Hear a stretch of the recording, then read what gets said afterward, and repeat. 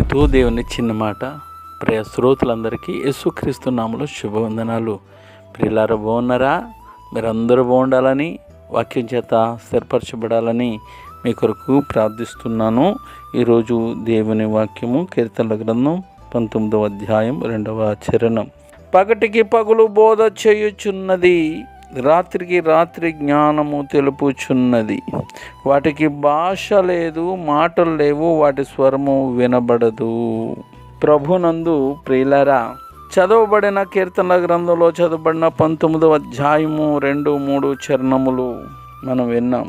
నక్షత్రాల గూర్చిన వివరాలు దావీదుకు అంతగా తెలియకపోయినా అవి ఆకాశములో వాటి కక్షలో తిరుగుతూ ప్రకాశిస్తూ దేవుని గూర్చి సాక్ష్యం ఇవ్వడానికి అవి అలసిపోవడం లేదు. నక్షత్రాలలో అనంతమైన శక్తి నిక్షిప్తమై ఉన్నది. మన సూర్యుడు కూడా ఒక నక్షత్రమే.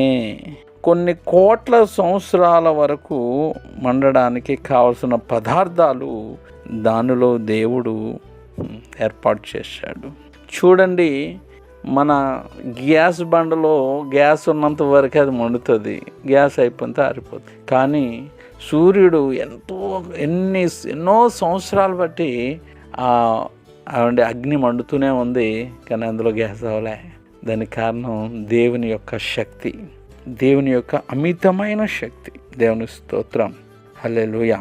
కాబట్టి ఎంతో మండడానికి పదార్థం కావాలో అంత అందులో ఉంచాడు. అతనికి తెలిసింది ఒకటే, దావీదుకి తెలిసింది ఒకటే, రాత్రికి రాత్రి జ్ఞానం తెలుపుచున్నవి. వాటికి నక్షత్రాలకి స్వరం లేకపోయినా దేవుని కార్యాలను గూర్చి అలుపెరకుండా సాక్ష్యం ఇస్తూనే ఉన్నాయి. చూడండి, దేవుడు మమ్మల్ని శూన్యంలో వాటిని ఎలాడదీశాడు, మాలో మండే పదార్థమును పెట్టాడు, మేము మా కక్షల్లోనే తిరుగుతున్నాం అని ఈరోజు కూడా అవి మాటలు లేకపోయినా సాక్ష్యం ఇస్తున్నాయి దేవుని గురించి. కాబట్టి దేవుడు సర్వశక్తి గలవాడు, ఆయన నిత్యుడు అని చాటి చెప్తున్నాయి. మరి మీరు ఏమై ఉన్నారు? నిజరక్షకుడైన ఆ సృష్టికర్త అని దేవుడిని మీరు తెలుసుకున్నారా? సృష్టికర్త అనే దేవుడిని మర్చి సృష్టిని ఏమైనా పూజిస్తున్నారా? అలాగైతే ఈరోజే మీరు మార్పు చెంది యేసుక్రీస్తును సొంత రక్షకుడు అంగీకరించి ఆయన ఇచ్చే గొప్ప ఆధిక్యతను, గొప్ప రక్షణను మీరు పొందుకోవాలని మనస్ఫూర్తిగా కోరుకుంటూ, may God bless you all. దేవుడు మిమ్మల్ని మీ కుటుంబాన్ని రక్షించి దీవించునుగాక.